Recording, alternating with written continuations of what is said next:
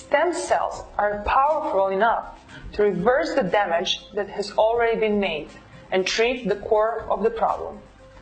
By restoring the tissues that suffer from the disease, stem cells make the symptoms less pronounced.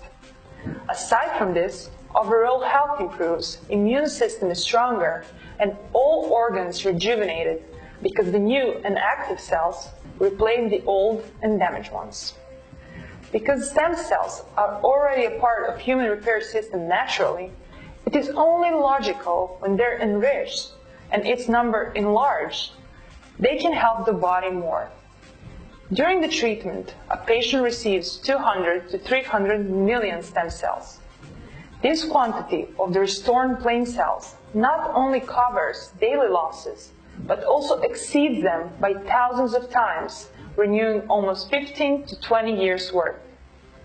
This treatment can be useful and improve quality of life for patients suffering from diseases such as multiple sclerosis, diabetes, autism, Alzheimer's disease, stroke, and many others.